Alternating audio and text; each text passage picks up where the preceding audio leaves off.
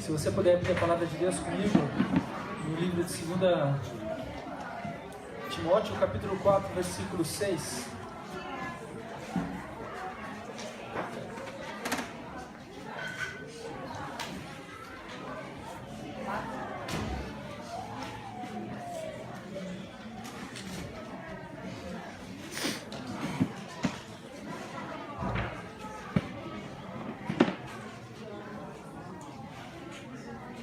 Esse momento em que o apóstolo Paulo dirige essa palavra, essa carta a Timóteo, é um dos últimos momentos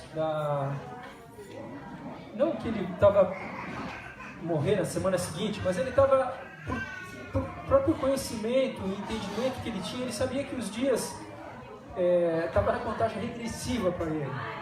Em tempo breve, as coisas iriam se findar na face da terra para ele. E ele faz uma menção em relação à fé, em relação à caminhada, em relação ao combate, em relação a tudo que ele fez, que diz assim, 2 Timóteo capítulo 4, versículo 6, porque eu já estou sendo oferecido por aspersão de sacrifício, e o tempo da minha partida está próximo. Combati um bom combate, acabei a carreira, guardei a fé. Ele fala de 3 coisas muito interessantes nessa carta a qual ele escreve a Timóteo. Quem que era Timóteo? Só para a gente ter um entendimento, Timóteo foi discipulado por Paulo. Numa das viagens de Paulo passou por uma cidade, encontrou Timóteo numa casa lá de uma família e viu que era um jovem que tinha potencial e falou: Timóteo, você quer ir comigo? E Timóteo aceitou esse desafio. E eu fiquei feliz de saber que pessoas como Timóteo existem na nossa igreja, pessoas que aceitam o desafio, aceitam o chamado. Quando eu estava preparando essa palavra, eu estava observando um pouco a igreja, como que é a igreja, essa igreja em si. E de certa forma tem uma lacuna na nossa igreja. Existem poucos jovens na igreja, mas existem jovens. Mas existem poucos jovens. E existem poucos adolescentes também. Em torno de 20 jovens, um pouco mais, um pouco menos, e adolescentes um pouquinho mais, um pouco menos. Mas tudo bem que geralmente dentro da proporção de uma igreja, geralmente são as pessoas já com a vida mais estabilizada que procuram Deus, as pessoas que de repente já estão aposentadas que procuram Deus. Mas independente dessa proporção, independente dessa estatística, o que eu quero falar é que existe uma lacuna, é que se essa geração de jovens, de adolescentes, não fizer o que Deus tem para eles, não aceitar o chamado que Deus tem para a vida deles, vai ficar um vácuo. Se eu e você que aqui estamos aqui sentados há semanas, anos, décadas, e de repente não estamos fazendo o que Deus quer que a gente faça, não estamos no centro da vontade de Deus. Eu creio que vai chegar no final da vida minha e sua, que está mais próximo dos jovens e dos adolescentes, a minha partida, a sua partida, e de repente a gente não vai conseguir falar isso que Paulo falou. Quando ele se relata para Timóteo: combati o bom combate, acabei a carreira, guardei a fé. De repente a gente vai falar: guardei a fé.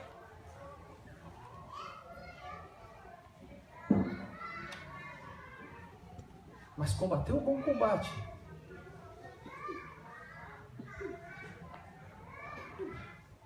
Acabei a carreira. De repente isso não vai existir na minha vida e na sua. Eu espero, em nome de Jesus Cristo, que no final da minha vida eu consiga dizer isso para Deus. E semelhante ao que Paulo disse, em outras palavras, mas eu, fiz o que Deus queria que eu fizesse. Completei o que Deus queria que eu completasse. Porque eu sei que se eu fizer isso, eu vou partir em paz. Eu sei que eu vou deixar aqui as sementes que Deus colocou nas minhas mãos, eu vou multiplicar essas sementes. É difícil lançar semente? É difícil arar uma terra? Ah, irmão, essas são experiências que quem gosta de mexer com terra, de jardim, sabe o quanto é difícil. Às vezes eu já estava lá fazendo uma coisinha em casa, chamei a Patrícia e falei: Patrícia, eu preciso da sua ajuda. E você tem um monte de detalhes numa esfera terrena, mas e numa esfera espiritual, como que é lançar sementes no mundo espiritual?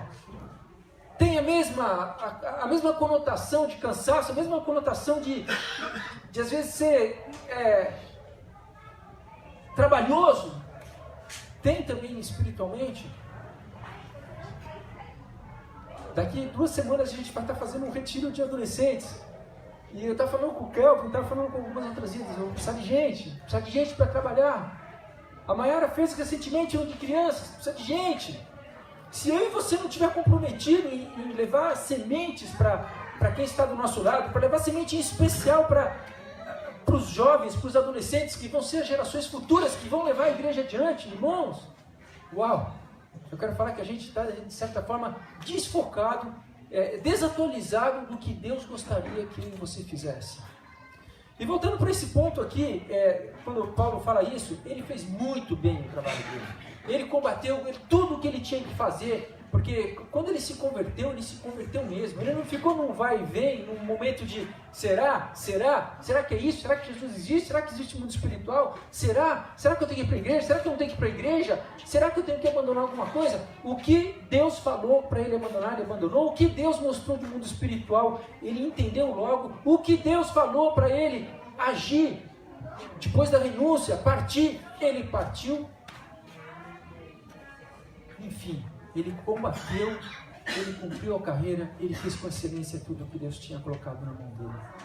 Não preciso falar para você cutucar quem está do teu lado, é para você mesmo, para você estar escutando, é para você estar despertando, é para mim e para você estar analisando se eu e você estamos no centro da vontade de Deus ou no centro da minha vontade. A sua vida é cristocêntrica ou a sua vida é eucêntrica? Egocêntrica? Como que é? Pastor, mas eu tenho um monte de coisa, tenho tarefa. Eu também tenho um monte de coisa. Mas se não for cristocêntrica, ela vai para o eu. E quando é eucêntrico, quando eu domino, eu escolho, eu decido, eu faço. Quero te dar uma notícia. No final da tua vida, você não vai ter coragem de falar isso aí. Combati o bom combate. Cumpri a carreira. De repente você vai falar, guardei a fé. Mas as demais coisas vão ficar em lacuna na sua vida. Eu vou falar um pouco de fé hoje. Porque o chamado, a carreira que Deus tem, ela é individual. Eu sei o que Deus tem para a minha vida. Tem coisas que Deus já falou que ainda não se cumpriram. Tem coisas que Deus já mostrou que não se cumpriram. O bom combate, ele é diário. Quando tu fala disso em bom combate, o bom combate não é contra pessoas, não é contra pessoas que não acreditam em Jesus, não é contra pessoas que de repente tacam pedra na igreja, não é contra pessoas que têm outra fé. O bom combate que a palavra de Deus fala aqui diz respeito a um projeto que inicia-se desde o dia que você vem para a terra, mas ele, de certa forma, ele brota no seu coração quando você aceita Jesus. E esse bom combate, ele está um pouco mais descrito e aprofundado quando a gente lê Efésios capítulo 6, mas vocês não precisam abrir, onde fala que a nossa guerra não é contra a carne e o sangue, mas contra principados e potestades. Existe algo a ser conquistado, existe algo que, dentro do projeto que Deus tem para mim e para você, que para ser conquistado necessita oração, necessita jejum, necessita vida com Deus, necessita renúncia. Esse é o bom combate. É gostoso.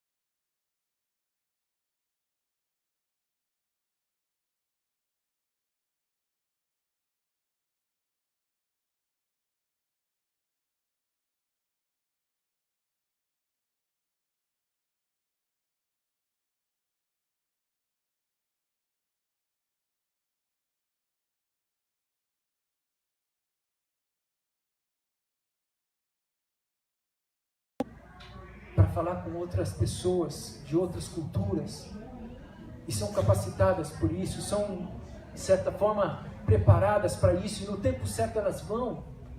E eu espero que você saiba qual é a carreira que Deus tem para você. Amém? Minha carreira é aposentada, pastor. Opa, irmão. Não existe INSS no reino dos céus, amém? Tá bom? Vamos lá adiante um pouco aqui. Guardei a fé.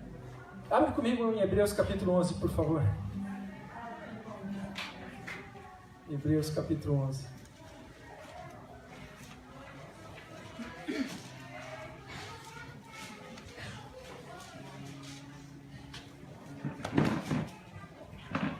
Diz assim a palavra de Deus. Eu vou estar lendo do capítulo 11, do 1 até o 6. Amém? Diz assim a Bíblia. Ora, sem fé, a fé é o firme fundamento das coisas que se esperam e a prova das coisas que não se veem. Porque por ela os antigos alcançaram testemunho. Aqui está falando de quem? Dos antigos. Os antigos que vão ser relatados aqui na frente. Esse título do capítulo 11 de Hebreus, ele tem algo muito interessante. Eu não sei como é que está na sua Bíblia, mas na minha Bíblia tem, em algumas outras Bíblias eu fui pesquisar, fala dos heróis da fé. Eu sei que para falar hoje para um adolescente ou para um jovem de heróis, quer o herói da Marvel, o herói não sei o quê, o herói da... Quem é isso, aquilo? É delicado. Até às vezes eu conversando com meu filho, ele fala, ele pergunta, quem é seu herói, pai? Quem que é seu herói? Só sabe da Liga da Justiça. Só sabe da Liga da Justiça. E eu fico assim, eu falo, eu gostava do Surfista Prateado. Eu falei, vou lá para trás, né, Deus? Na década de 30 anos atrás. Sei lá, eram algumas referências que tinha, né, de herói que tinha antes de conhecer Jesus. Mas hoje eu sempre tento voltar para a pessoa de Jesus. Me lembro até um tempo atrás, onde começou um frenesi em cima desses super-heróis. E aí foi colocado na rede social uma imagem bem interessante, onde Jesus em pé, ou sentado, e ao lado dele o Hulk, o Super-Homem, a Mulher Maravilha, e Jesus falando com eles e conversando com eles. Eu lembro que eu chamei meu filho e falei, Lucas, olha aqui, ó quem é o herói dos heróis, o Senhor do Senhor. Pai, para tudo, você é espiritualista, você é pastor, não sei o quê. Mas eu quero falar que o meu maior herói, se for traduzir numa questão de pessoa que me foi referência, é Jesus. Eu, quando conheci, que eu comecei a entender quem era Jesus, e conhecer essas pessoas que estão sendo relatadas aqui como heróis, porque para a pessoa chegar a ter um título de herói, é porque ela fez muita coisa. Ela teve algo que foi diferente de muitas outras pessoas. Esses dias, recentemente também, questão de 2, 3 semanas, na França aconteceu uma situação onde tinha uma criança que estava lá prestes a pular, e um marroquino foi lá e subiu, foi lá, pegou aquela criança, salvou aquela criança, e acabou que recebeu o título francês, cidadão francês, o presidente recebeu ele, enfim, veio um monte de honrarias, colocado como herói, o homem, como que é? O Homem-Aranha, né? Eu falei, meu Deus do céu, né? Uma atitude. Irmãos, eu queria falar uma coisa para você. Deus espera que eu e você, nós possamos deixar um legado de fé, um legado para essa geração, um legado para os nossos filhos, um legado para os nossos irmãos, um legado para as pessoas que estão ao nosso lado, um legado de fé que pudesse não comparar a gente com algum desses heróis, mas que essas pessoas pudessem olhar e ver que existe algo diferente em mim e em você, algo diferente que é uma ligação com o Pai, um alinhamento com o Pai, uma fé com Deus que é diferente de todos os outros normalmente. E quando começa a relatar aqui, né, de que porque por ela, ou seja, pela fé, os antigos alcançaram testemunho. Se eu e você seguir o exemplo desses antigos que vão ser citados daqui para frente, eu quero falar que eu e você vamos alcançar testemunho de uma salvação E vamos alcançar um testemunho num tempo presente também. Amém? Então, 11:3 diz assim: pela fé, entendemos que os mundos, aqui a gente pode, até peguei na outra versão, fala que o universo, os mundos foram feitos pela palavra de Deus, foram criados, de maneira que aquilo que se vê não foi feito do que é aparente. Deu para entender? Não existia nada, e o Senhor, do que não existia, falou: haja luz. Amém. Do que não existia, Ele falou: haja terra. E criou os animais. A palavra dita. Esses dias o pessoal da Jocum teve aqui, né? E eles usaram uma analogia muito interessante. Onde eles falaram... geralmente a gente cria algo em cima de algo que a gente já viu. É ou não é? Ou a gente soma ideias e não sei o que e cria alguma coisa, mas em cima de algo que a gente já viu, já observou. Deus criou em cima do que Ele tinha ideia. Ele não precisou... Ele disse haja, Ele falava haja do jeito que Ele imaginou a baleia, os animais, as pessoas, e assim foi. Bom, eu queria aqui no 11:3, eu queria ler uma coisa com você bem interessante, antes da gente seguir até o 6. Eu vou ler até o 6, aí na sequência eu volto aqui. E diz aqui o 4. Pela fé, Abel ofereceu a Deus maior sacrifício do que Caim, pelo qual alcançou o testemunho que era justo, dando Deus testemunho dos seus dias, e por ela, depois de morto, ainda fala. Pela fé, Enoque foi transladado para não ver a morte e não foi achado, porque Deus o transladara, visto como, antes da sua transladação, alcançou testemunho de que agradara a Deus. Ora, sem fé é impossível agradar-lhe, porque é necessário que aquele que se aproxima de Deus, que é o meu caso e o seu caso, estamos aqui hoje nos aproximando de Deus, amém? Quando entramos no nosso quarto para orar, estamos nos aproximando de Deus. É necessário que aquele que se aproxima de Deus creia que Ele existe e que é galardoador dos que o buscam. E aí na sequência começa a falar de vários outros heróis, a qual eu não vou estar relatando aqui, me aprofundando. Mas aqui fala de Moisés, aqui fala de Abraão, aqui fala de Sara, aqui fala de tantas outras pessoas que no seu determinado tempo em que viveram, fizeram a diferença. Pelo comportamento, pelo jeito que agiram, pelo jeito que se comportaram, pelo jeito que acreditaram no que Deus tinha falado, em coisas impossíveis, porém eles acreditaram. E ninguém tirou da cabeça deles que o que Deus tinha falado ia acontecer. Alguns viram e vivenciaram o que Deus falou. Outros não. Mas não negaram a fé. Amém? Bom, a gente vai estar aqui agora no 11, 1 e 2, quando ele fala aqui, firme fundamento. O que é firme fundamento? Hebreus 11, 1 e 2. Ora, a fé é o firme fundamento das coisas que se esperam e a prova das coisas que não se veem. Firme fundamento. Algo que é sólido, algo que é inabalável. Patrícia, você tem as duas versões aí nesse programa? Tem? Põe na nova linguagem de hoje, por favor, se você conseguir. Ela tem 11 e 1. A nova linguagem de hoje ela faz uma colocação um pouco diferente. É a certeza. A fé é a certeza de que vamos receber as coisas que esperamos e a prova de que existem coisas que não podemos ver. Mas é certeza, a gente caminha crendo, tendo convicção de que vamos receber as coisas que esperamos e a prova de que existem coisas que não podemos ver. Nesse contexto aqui, eu até peguei aqui algo sólido, algo inabalável, uma fé que crê. O que é isso? Uma fé que crê no mundo espiritual. Pastor, eu não acredito em demônio, não. Eu não estou nem aí, não quero nem saber deles. Beleza? Não estou aqui para falar para você, eu estou aqui para ler a Bíblia. Mas a Bíblia fala inúmeras vezes que existe anjos bons e anjos maus.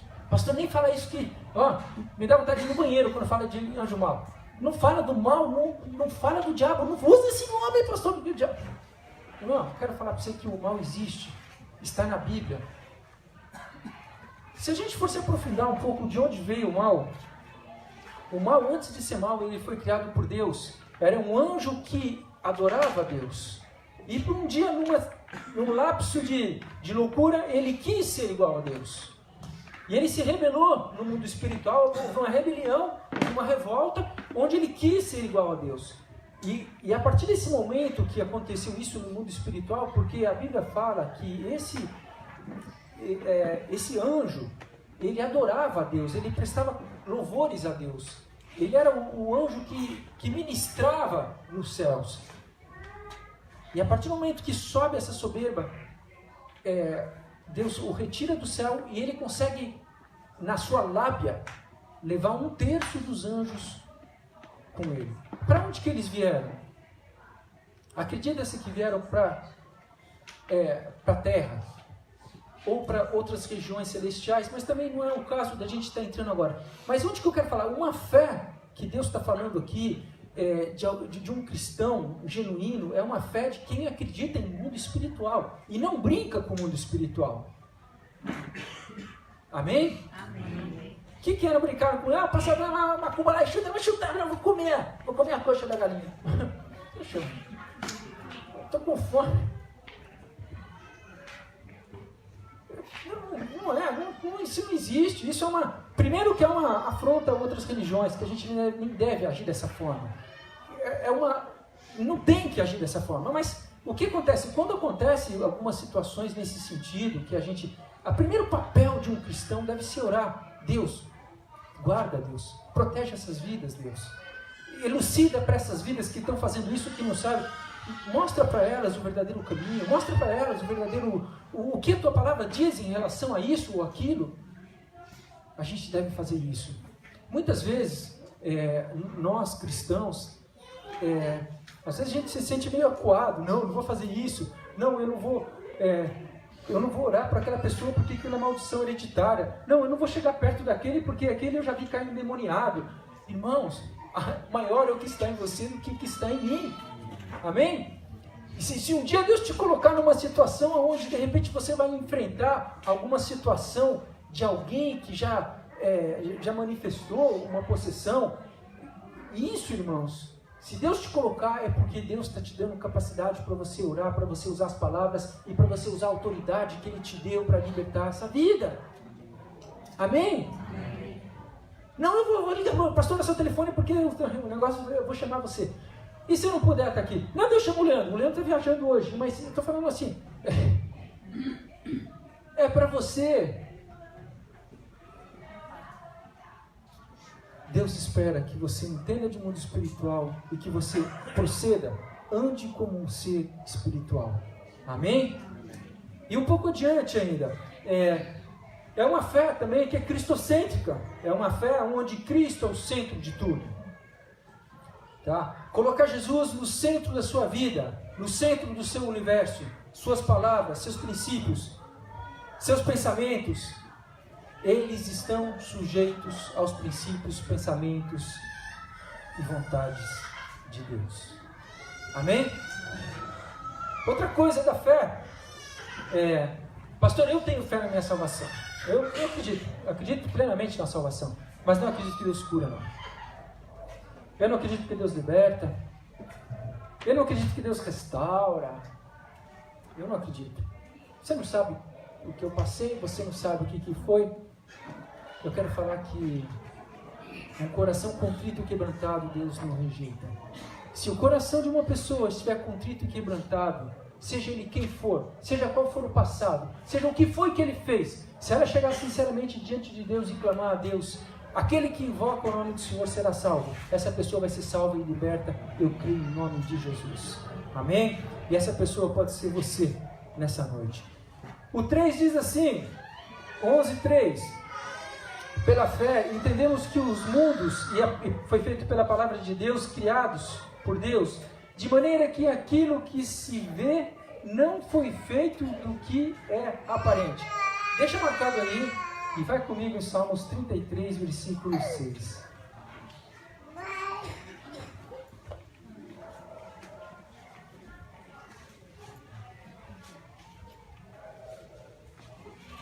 Salmos capítulo 33, versículos 6 a 9.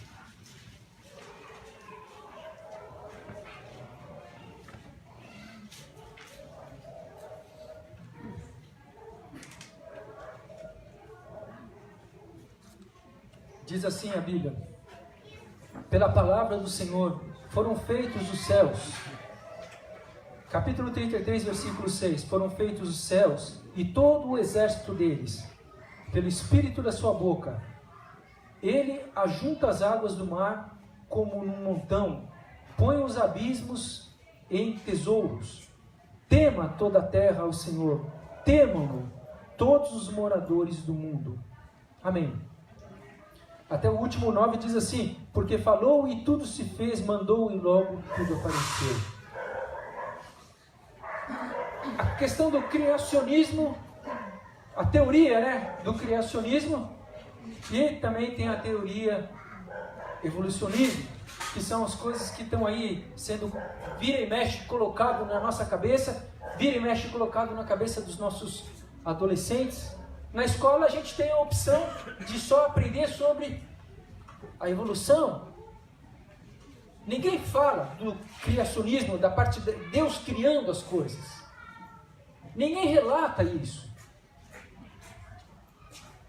Você que não relate ao coração do teu filho quem é Deus, o alfa e o ômega, o princípio e o fim, você que não inculque isso no coração dele, que num determinado tempo ele vai criar só em que, de repente ele vai pensar que o tataravô dele era um chimpanzé. Irmãos? Eu já escutei isso. Não, e defendendo, a pessoa defendendo, não, porque eu vim do macaco, eu sou do macaco, e eu sou no processo de evolução, e não sei o que, já escutei isso.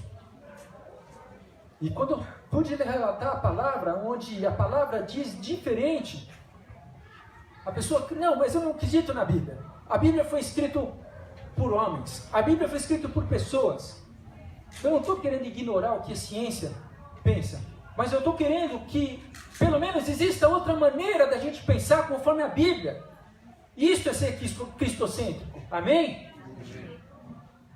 E se nessas duas maneiras, ou numa terceira, numa quarta maneira, você decidir a evolução, você decidir, sei lá, o Big Bang, você decidir, problema de cada um.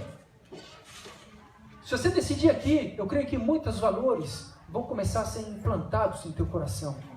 O primeiro valor que vai ser implantado quando você entender que tudo foi criado por Deus e para a glória do Senhor, você vai entender que há poder na palavra de Deus.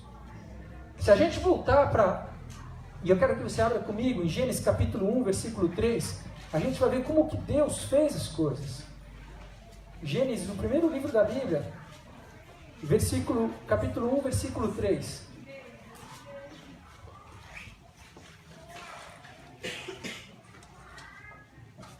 (1:3) 1:3 diz assim: e disse Deus, haja luz, e houve luz. 1:6 e disse Deus, haja expansão no meio das águas, e haja separação entre as águas. E aconteceu a expansão e aconteceu a separação. O 1:9 diz assim: e disse Deus, ajunte-se as águas debaixo do céu num lugar, e apareça porção seca. E assim foi. Aí vem aqui o 1:11. E disse Deus, produz a terra erva verde, e erva que dê semente, árvore frutífera. E assim foi acontecendo.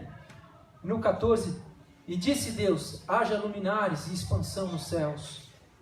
para haver separação entre dia e noite, e sejam eles para sinais e para tempos determinados e para dias e anos. Aconteceu o eclipse, né? Esses dias aí.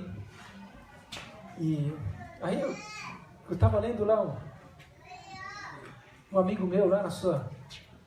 Pegou e botou lá, não, porque a gente colocou uma verdade, a gente é como um flash nessa terra, nessa vida, a gente é como um flash. Mas colocou um aspecto de que a evolução está acontecendo num processo e todo esse processo de evolução, se ele for olhar para o passado dele, aí ele entrou na questão do criacionismo e escreveu umas baboseiras lá que eu falei, Deus, poxa, ele começou tão bem, né, falando que a gente é como um flash aqui nessa terra, que tudo é tão rápido, né? De repente ele vai lá para a parte do evolucionismo e ignora o criacionismo, e ignora que Deus, está escrito na Bíblia que Ele fez os luminares, está escrito que para determinar o tempo, as estrelas, e aí fala aqui um pouco para frente, né, do Sol, né, fala do 14, aí ele fala aqui, o 16, e fez Deus os dois grandes luminares, o luminar maior para governar o dia e o luminar menor para governar a noite, e fez as estrelas. Irmãos,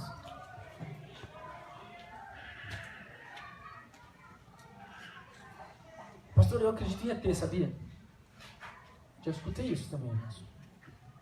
Eu também acredito em ET, sabia? Eu acredito nos anjos de Deus que são seres celestiais. Isso que eu acredito, irmãos. Amém? É isso que eu acredito. Aí o amigo falou, mas você acredita em ET? Eu acredito nos anjos que são seres celestiais. Ah, mas eu estou falando de ET, extraterrestre. Eu falei, mas os anjos moram lá, irmãos. Eles vêm aqui às vezes para trabalhar a favor das nossas vidas. Eles estão lá servindo a Deus e adorando a Deus.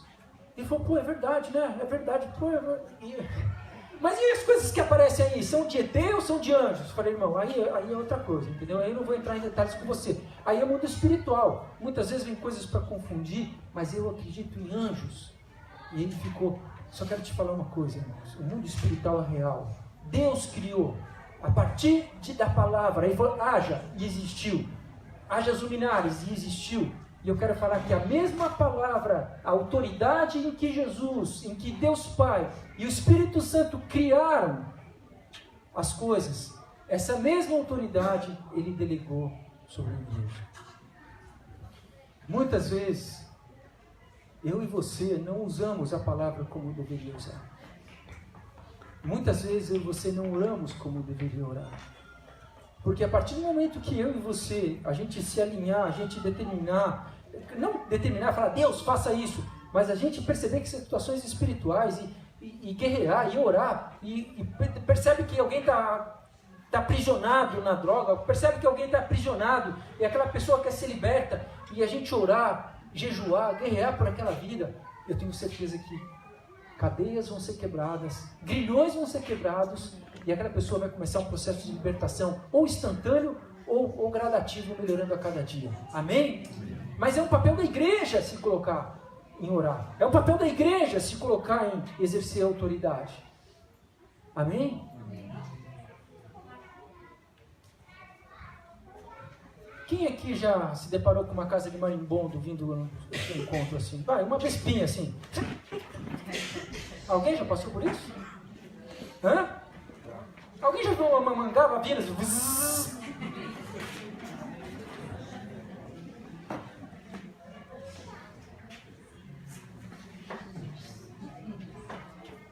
Eu já estava lá em casa lá com a foice, com o facão. Pá! E daqui a pouco eu passei, tinha uma folhagem assim. Daqui a pouco veio um negócio na minha cabeça. Eu larguei o facão, larguei a foice, quase pegou em mim e saí correndo. Aí cheguei em casa lá, se tivesse a piscina, eu pulava na piscina. Eu cheguei em casa, ele pegou umas 3 picadas na cabeça. Eu falei, Patrícia, não tem nada atrás de mim não veio nada. Eu andei quase uns 100 metros, quase ganhei do Bolt ali, cara, falar pra você. Mas aí eu cheguei em casa e falei, meu Deus, como que pode? A gente para tudo por uma coisa que eu não observei. Vamos traduzir isso para o mundo espiritual.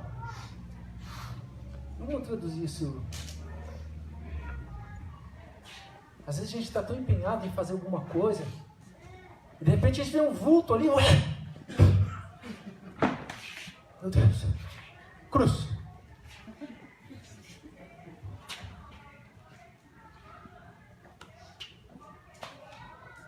Escuta, a pessoa falou diferente, você sai, demônio, sai. Sabe, irmãos? E aí a gente procede, mas procede já numa... A gente começa a autoridade que está sobre a nossa vida, ela não é mais manifesta da forma como deveria ser manifesta, mas a gente começa a entrar num processo de medo. E no nosso comportamento, a partir desse momento, para de determinar, para de exercer, para de combater um bom combate da forma como deveria ser combatido. A gente começa a trabalhar num processo de defensiva.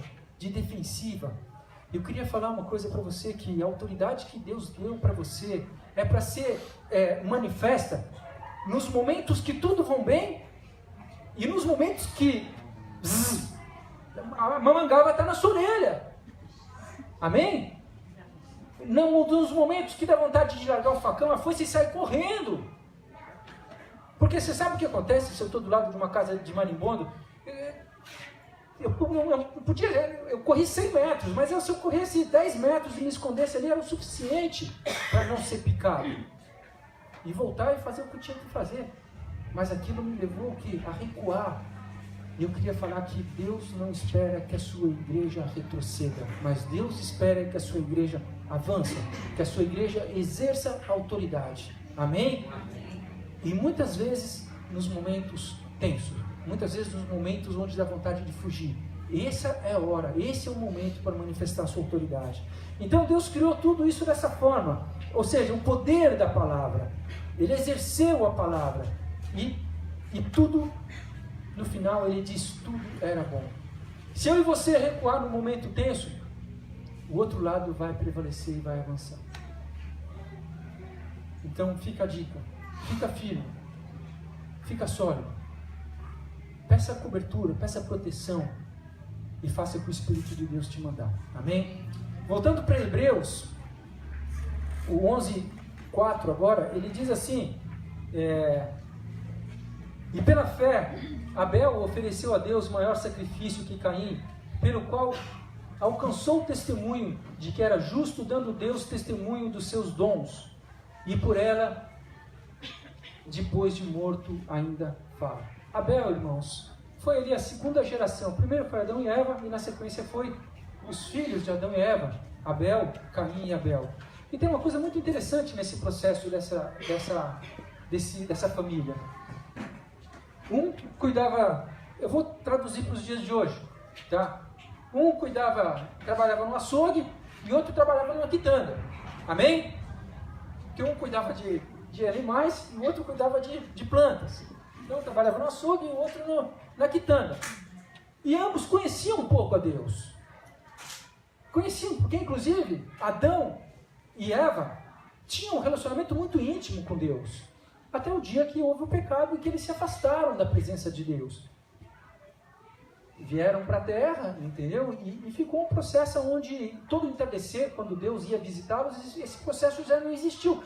Porém, Adão deve ter compartilhado com seus filhos, Caim e Abel, a respeito de quem era Deus, a respeito da divindade.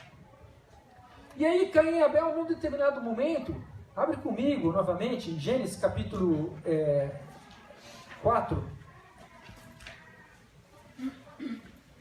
Gênesis capítulo 4.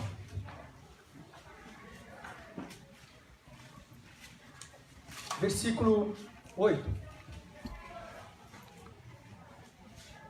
Diz assim a Bíblia: E falou Caim, 4:8. E falou Caim, seu irmão, com seu irmão Abel. E sucedeu que, estando ele no caminho, a gente foi um pouco adiante. 4:1. E sucedeu, e conheceu Adão a Eva, sua mulher, e ele concebeu e teve a Caim, e disse: Alcancei o Senhor um varão. E teve mais a seu irmão Abel, E Abel foi pastor de ovelhas e Caim foi lavrador de terra. Então um cuidava de animais e o outro gostava da terra. E aconteceu, o 3, e aconteceu que ao cabo de dias, que Caim trouxe do fruto da terra uma oferta ao Senhor. Aqui é o primeiro momento onde mostra, depois da queda do homem, é o primeiro momento onde mostra o homem tentando se voltar a Deus, tá?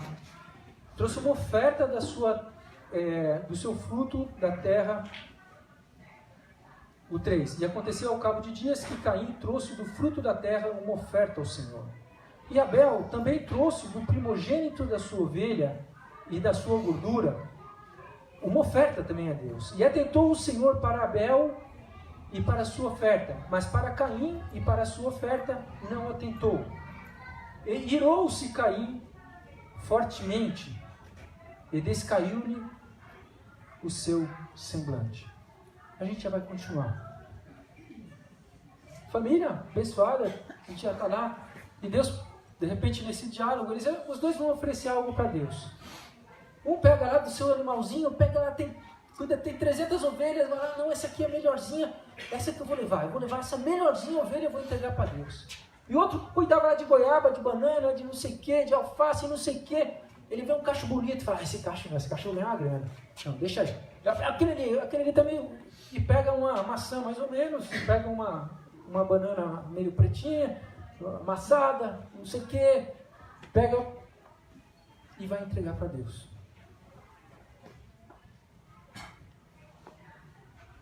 E Deus, na sua sinceridade, agrada de um e não recebe do outro. Não. Até na minha versão está aqui, né? O agricultor ofereceu a parte da sua produção, mas Deus não atentou, Deus não aceitou. Abel ofereceu ovelha, a parte da gordura da ovelha, e Deus aceitou, Deus atentou para a oferta de Abel e não atentou para a oferta de Caim. Beleza, até aí tudo bem, porque é um processo. Às vezes a gente quer fazer coisa para Deus e acha que está agradando a Deus, e às vezes não está. Fica atento, porque Deus, Ele sabe a intenção dos nossos corações, tá? Mas eu só quero te falar uma coisa, quando você for fazer algo para Deus, faça o melhor, dê o melhor, o seu tempo, o melhor do seu tempo. O que for que você for fazer para Deus, faça o melhor, amém? Com amor, com devoção, com respeito. E o que a tua mão esquerda fizer, a direita não saiba. Se assim for, é melhor. Amém? Porque é para Ele, não é para homens. Amém? E aí acontece, aí na sequência, quando a gente está lendo aqui, fala aqui no 4:5, mas para Caim e para a sua oferta não atentou, e irou-se Caim. Então Caim, vendo tudo aquilo, viu que Deus aceitou do irmão, mas não aceitou da ele, ficou... Ninguém faz isso, né, quando está bravo, né? Ninguém faz? Hã? Gesticula. Bate. Irou-se. Os mansos ninguém faz, né? Os mansos. Agora todo mundo é manso, né? Que benção. Que gostoso, né? Amém, irmãos? Eu, às vezes,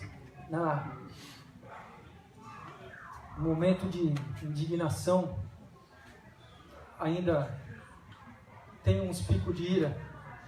E eu sei que Deus está tratando isso. E eu espero em nome de Jesus Cristo que cada um se arrependa disso, amém? Amém. Porque na hora da ira a gente fala palavrão, na hora da ira a gente xinga, na hora da ira a gente olha com um olhar de ódio, na hora da ira a gente fala que vai largar tudo, na hora da ira a gente quebra as coisas, na hora da ira blasfema, murmura, é ou não é? Diz aí então, olha o que fala aqui, irou-se sobremaneira, e aí olha o que acontece, descaiu-lhe o semblante, também irou e descaiu o semblante. Não precisa olhar para o seu irmão do lado agora, mas quando a gente está passando assim, a gente só sabe quando alguém está irado. O Espírito testifica, sabia? Ninguém consegue estar irado e e aí, tá bem? Ah, legal, tudo bem. Não consegue. Senão era ator global, né? O ator global consegue fazer, mas a gente não é, a gente é sincero. E aí desse Cauli, mas olha o que acontece aqui que é o ponto-chave, irmãos. Por que um é lembrado até os dias de hoje, Abel é lembrado e Caim não é lembrado? Caim é lembrado da parte mal. E aqui está, caiu-lhe o semblante. E o Senhor disse a Caim, por que tiraste? E Deus ainda entra no diálogo com ele. Ô Caim, por que você está indignado, cara? E por que descaiu-lhe o teu semblante? Se você fizesse bem, não haverá aceitação para ti. Se você tivesse trazido uma oferta boa, não ia ser aceito, não ia ser tudo certinho. Se você tivesse entregue o melhor, não ia ser aceito seu, do seu irmão, não ia ser... Poxa! E aí vem aqui, e se não fizeres bem, o pecado jaz à tua porta, e para ti será o seu desejo, e sobre ele dominarás. Deus quis dizer, se você não fez bem também, o pecado vai estar perto de você. Mas fica ligeiro, domina, tenha controle. Porque se você deixar a ira te controlar, você vai fazer coisa errada. É fato, muitas vezes a gente vê tragédias na família, tragédias em escola, tragédias em escola, um monte de lugar. Por quê? Porque pessoas estavam com raiz cheio de ódio, cheio de amargura, cheio de rancor, cheio de ira. Eu até coloquei aqui, né? Esses sentimentos de ódio, ira, inveja, raiva, eles podem assassinar relacionamentos, separação de pessoas. Eles podem assassinar pessoas, não assassinar de matar, mas se afastar, de nunca mais juntos se falar. Não deixe esses sentimentos de ódio, ira, raiva, inveja pleitear o seu coração, dominar o seu coração. Amém? A Bíblia ainda fala um pouco para frente em Hebreus que a raiz de amargura brotando no coração,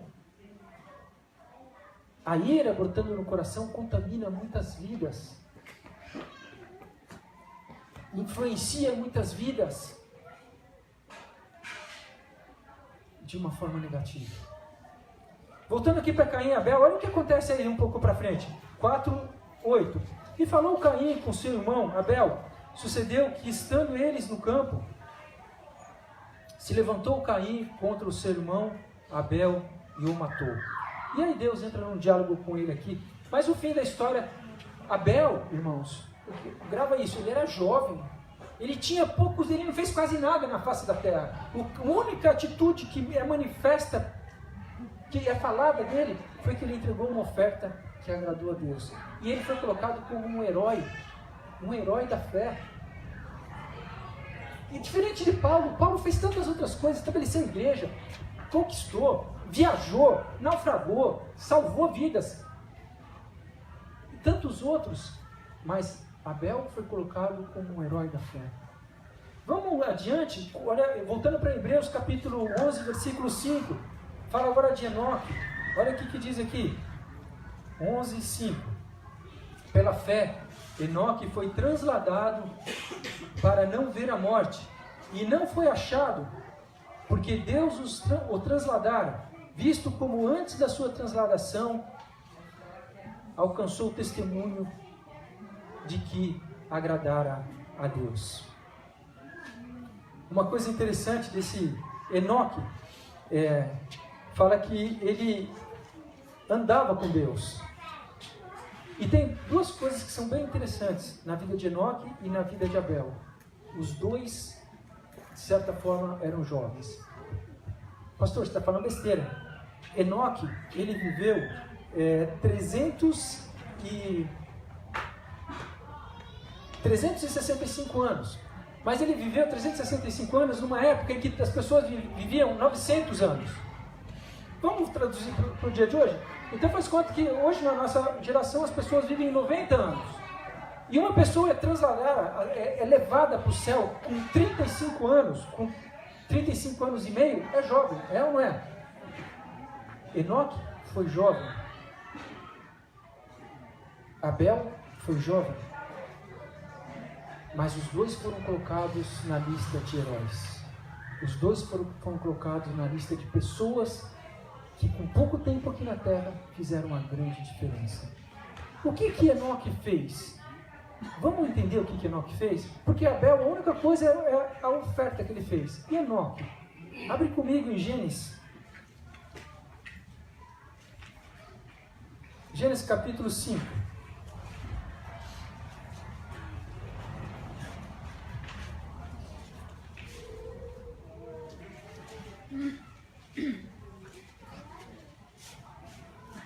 Diz assim, 5:22.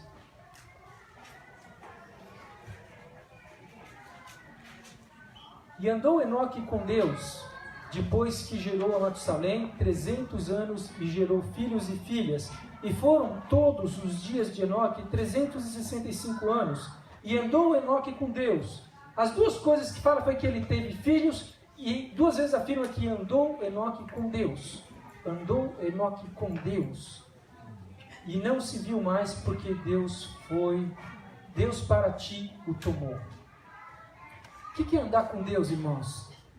Eu até coloquei aqui uma coisa interessante. Hoje nós cantamos aqui que Deus está com a gente. E sim, Ele está com a gente o tempo todo. Mas olha o que diz o salmista. Salmos 25:14. Olha o que diz Davi, num dos momentos tensos da vida dele. Ele faz uma colocação da intimidade que ele tinha com Deus, da confiança de que ele tinha que Deus estava do lado dele. Salmos 25:14.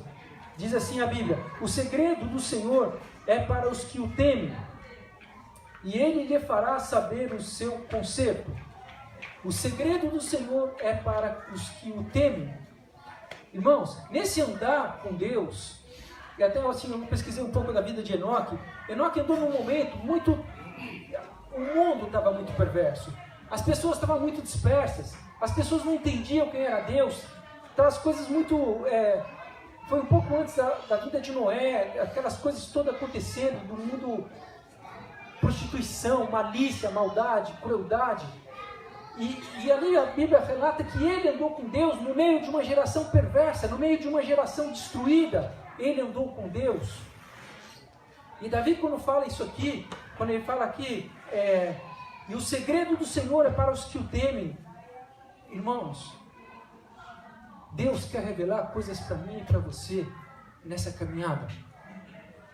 Deus te tem como amigo, filho e amigo. E Deus revela os segredos para os seus filhos e para os seus amigos. Porém, se você não tem Deus como Pai, se você não exerce essa aliança, declarando: Pai, eu preciso do Senhor. Se você não declara essa amizade, falando: Deus, o Senhor é meu amigo, o Senhor, eu dependo do Senhor para tudo, o que acontece? Deus vai relatar, mas você não vai entender. Deus vai falar, mas você não vai compreender.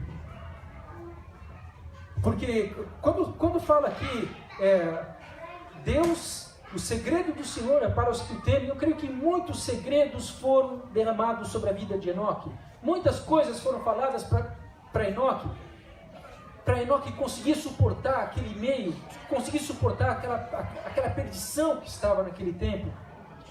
E em Gênesis capítulo 18, versículo 17, tem outra coisa interessante que Deus fala para aqueles que têm intimidade, para aqueles que andam com Deus. Olha o que Deus fala.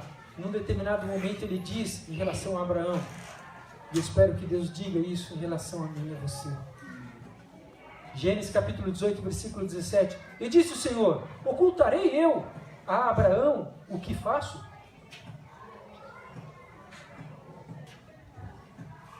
Deus vai ocultar alguma coisa para aqueles que têm amizade, intimidade, relacionamento com Ele? Não. Não.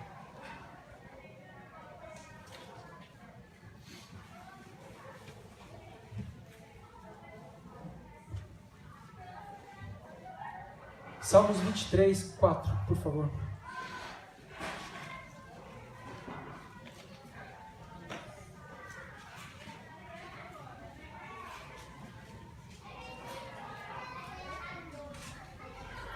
Ainda que eu andasse pelo vale da sombra da morte,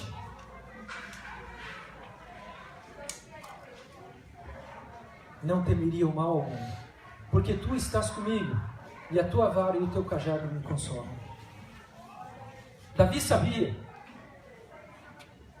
Enoque sabia, que eles podiam estar no lugar mais destruído, mais cheirando morte, com mais perseguição. Mas eles sabiam que Deus estava do lado dele. E eu queria te falar uma coisa. Enoque foi conhecido porque andou com Deus. As pessoas vão conhecer Deus quando cada dia mais eu e você estiver andando com Deus.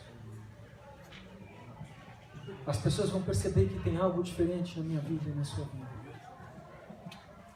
Ô pastor, então quer dizer que quando eu ando com Deus eu não posso ver televisão? Pode. Ô pastor, quer dizer que quando eu ando com Deus eu não posso contar piada? Pode. Desde que não ofenda. Desde que não seja maliciosa. Desde que não seja preconceituosa.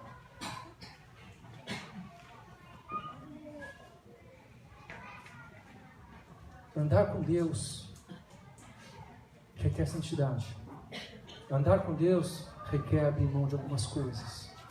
Não dá para andar com Deus, ser um ser espiritual e ser um ser terreno. Como não pode ser um ser terreno? Ser terreno, que eu digo, é ser um homem espiritual e ser um homem carnal. Deus não quer isso. Deus não se agrada disso. Uma hora eu sou espiritual, outra hora eu sou carnal. Eu espero em nome de Jesus Cristo que o exemplo de Enoque sirva para mim e para você, que os dias são maus. Dentro de nós, muitas vezes, tenta brotar o mal, mas em nome de Jesus Cristo não vai prevalecer. Em nome de Jesus Cristo, o andar com Deus vai ser algo contínuo, algo diário, algo relatado na Bíblia, algo vivido em oração. Amém? Isso vai te fortalecer. Isso vai fazer você ser conhecido como um herói da fé.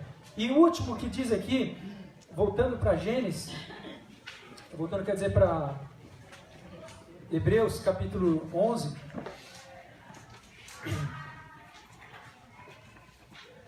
Hebreus capítulo 11, versículo 6. E andar com Deus, irmãos, é caminhar com Ele. Não é simplesmente afirmar como cristão, ou como um simpatizante do cristianismo,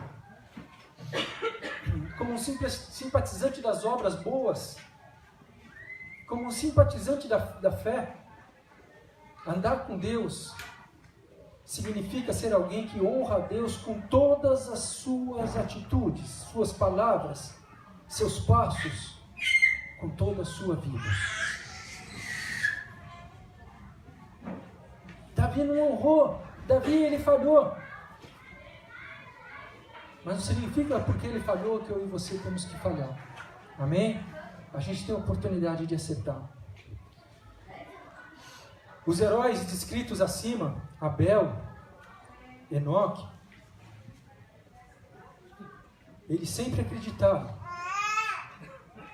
No 11:6 que eu vou estar lendo agora, diz assim: ora, sem fé é impossível agradar, porque é necessário que aquele que se aproxima de Deus creia que Ele existe e que é galardoador dos que o buscam. Eu coloquei aqui galardoador como recompensa. Deus, ele recompensa aqueles que o buscam. Esses homens, eles passaram por tudo que tinham que passar, mas eles não negaram a fé em Deus. E eu queria, irmãos, falar que essa recompensa celestial, ela está prometida para mim e para você, da salvação. Mas eu quero falar que antes da salvação se consumar na minha vida e na sua vida, esses dias eu fui fazer um outro velório, semana passada eu fiz esses dias e eu toquei na pessoa. Quando você toca numa pessoa que já está de passagem, já está ali a matéria, né? E você não sente calor, é estranho, irmãos. É estranho.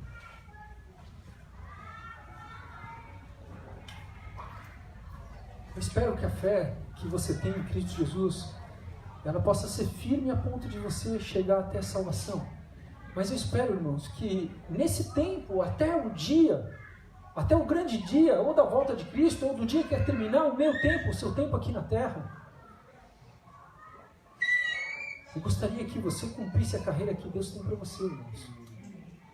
Porque se você cumprir a carreira, você vai ser considerado um herói da fé. Se você combater o bom combate diariamente, às vezes o problema é em casa, às vezes o problema é no trabalho, às vezes o problema é na rua, às vezes o problema é com o irmão em Cristo, às vezes o problema é com alguém que você não conhece.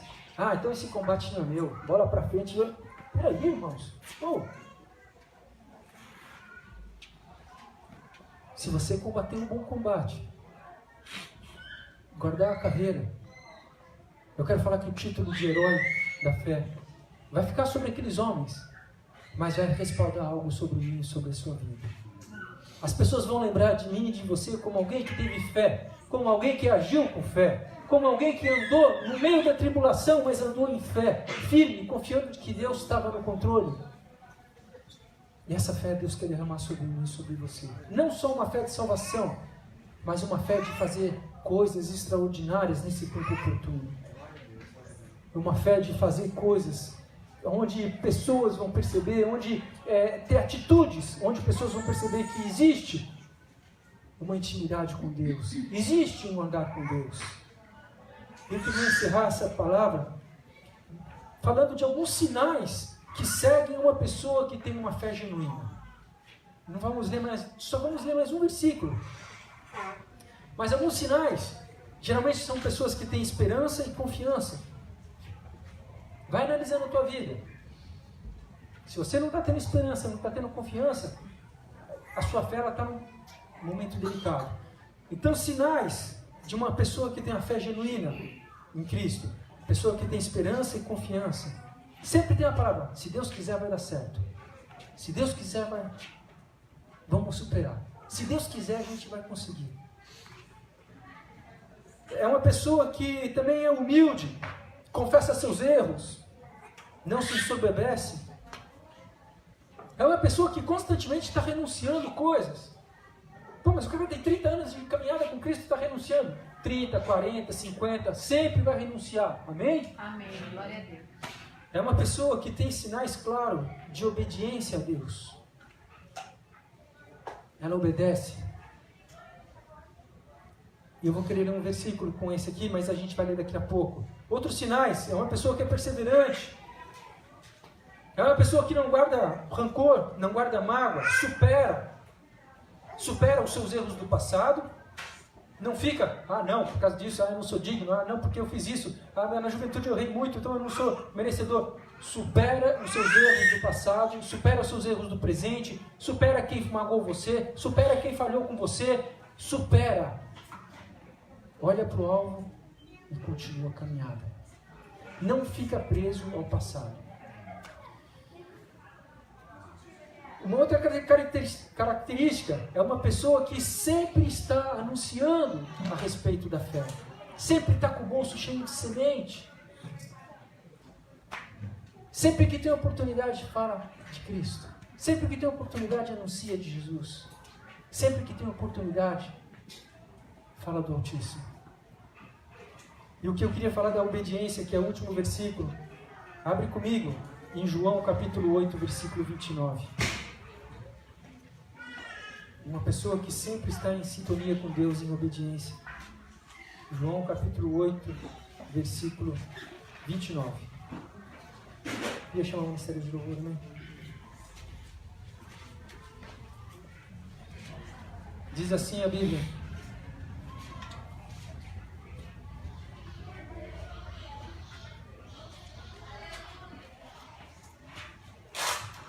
quem me enviou está comigo e não me deixou sozinho. Jesus está falando aqui. Quem me enviou está comigo e não me deixou sozinho, pois faço sempre o que lhe agrada. Amém. Jesus foi obediente em todos os momentos da vida dele. Você quer ter a presença de Deus em todo o tempo da tua vida? Faça sempre o que agrada a Deus.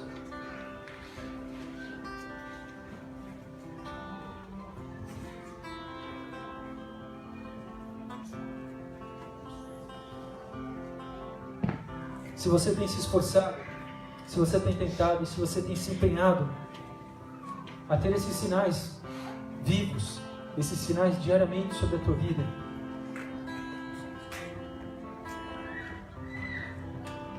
você é um forte candidato a ser um herói da fé.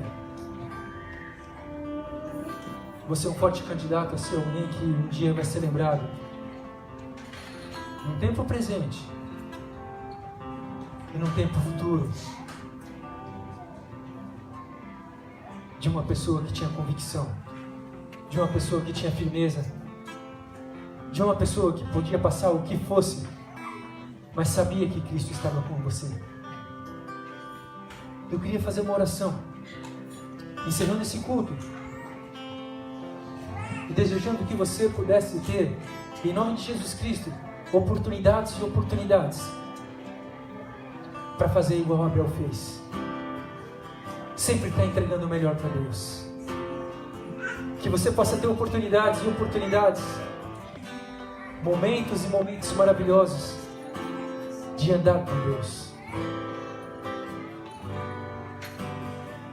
E cada dia que você se aproximar do Pai, em nome de Jesus Cristo, eu quero declarar sobre a tua vida, declarar sobre a tua família, declarar sobre você esperança, esperança de um dia melhor, esperança de momentos melhores.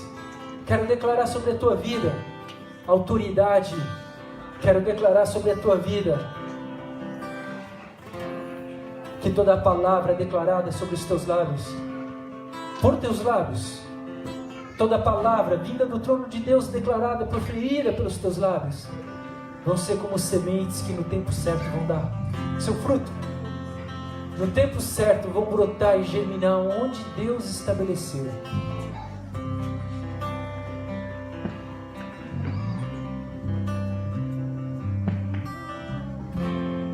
Uma coisa que ninguém pode roubar de você é a fé. Eu queria orar em nome de Jesus Cristo, para que esses sinais que eu relatei aqui possam ficar, em nome de Jesus Cristo, e ser desejados por você. Pai, eu quero agradecer, Pai, por esse culto, Pai, por essa palavra, Pai. Quero agradecer, Deus, porque, ó, Pai, esses homens, Pai, que relataram aqui, Pai, foram homens, Pai, que tiveram na terra, como eu e como meus irmãos, Senhor Deus. Momentos maravilhosos eles tiveram, Senhor Deus. Uns te conheciam, Pai, desde os de pequeninos, Senhor Deus, desde quando vieram, Pai. Outros vieram em momentos tão delicados, Senhor Deus. Momentos de perseguição, momentos, Senhor Deus, ó Pai, onde ódio, Senhor Deus, onde o vazio pairava, Senhor Deus, sobre a humanidade, Pai. Deus, eu quero te agradecer, Pai, porque esses homens foram exemplos para nós, Pai. Enoque e Abel viveram tão pouco aqui na terra, Pai. Tão pouco. Mas o pouco que eles viveram aqui na terra, Senhor Deus, é lembrado até o dia de hoje, Pai. Porque o pouco, Senhor Deus, ó Pai, deixou marcas, Senhor Deus. Agradou o teu coração, Pai.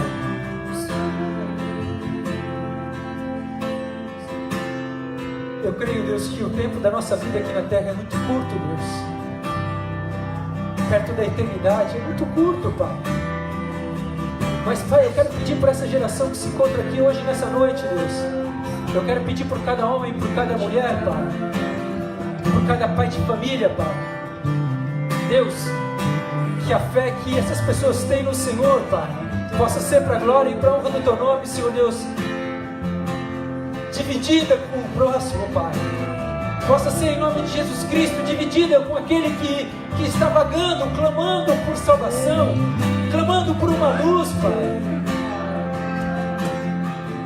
Deus, eu quero pedir em especial pelos pais de família, Deus, que esses homens possam começar, Senhor Deus, a dividir a fé com os filhos, Pai, com a esposa, Senhor Deus. Revista esses homens, Senhor Deus, de autoridade, Pai. Autoridade, Pai. Que esse legado que eles vão deixar com seus filhos, com a sua esposa, Senhor Deus, possa ser algo, Senhor Deus, ó Pai, inabalável, Deus. Quero pedir, Deus, por esses homens que são empresários, Deus. Esses homens, Senhor Deus, que têm negócios, Senhor Deus. que a fé desses homens possa se estender nesses negócios, Senhor Deus. Se estender nesses comércios, Pai.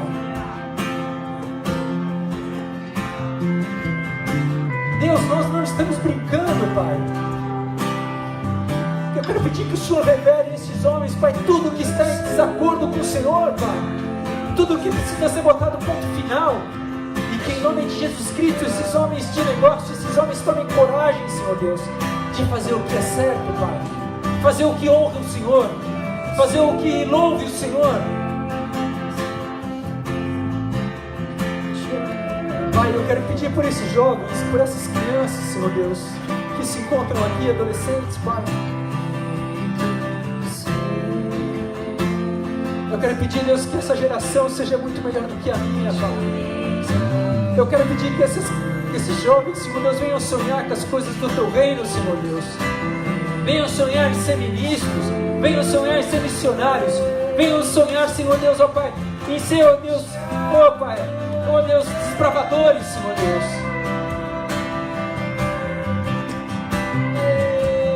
Eu te peço isso em nome de Jesus Cristo, Pai.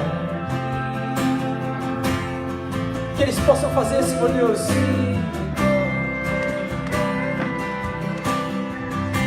coisas que nós não conseguimos fazer, Pai. Eu te peço isso em nome de Jesus Cristo, Deus.